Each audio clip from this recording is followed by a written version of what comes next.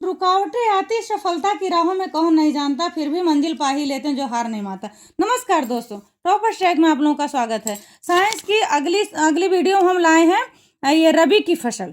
इसके बाद हम लाएंगे खरीफ की फसल, फिर जायद की फसल में कौन कौन से फसल आती है उसके बारे में वीडियो लाए हैं, क्योंकि पेपर में आता है। पिछला पेपर आप लोग उठाकर देख लीजिएगा, आता है कौन सी रबी की फसल की है, कौन सी खरीफ की फसल है, कौन जायद की फसल, ऐसे आते हैं क्वेश्चन, छांटना पड़ता उसमें। इसके पहले हम पढ़ाए थे किस फल में कौन सी विटामिन मिलती है। अब देख लीजिए आप लोग, रबी की फसल में कौन कौन से फसल आती है। जैसे रबी की फसल वे फसल होती हैं जिन्हें सर्दियों के मौसम में बोया जाता है और बसंत ऋतु में काट लिया जाता है, वे रबी की फसल होती हैं। पहचानना होता है, पेपर में जब क्वेश्चन आता है पहचानना होता है। गेहूं, ये रबी की फसल की है भैया, भारत की सबसे महत्वपूर्ण रबी की फसल है गेहूं। बढ़ने के लिए इसे ठंडे तापमान की आवश्यकता होती है। ध्यान रखिए, क्वेश्चन आता है। जौ, यह अर्ध शुष्क क्षेत्रों में उगने वाली एक फसल है। सरसों, यह प्रमुख रूप से तिलहनी फसल है जो उत्तर भारत में व्यापक रूप से उगाई जाती है।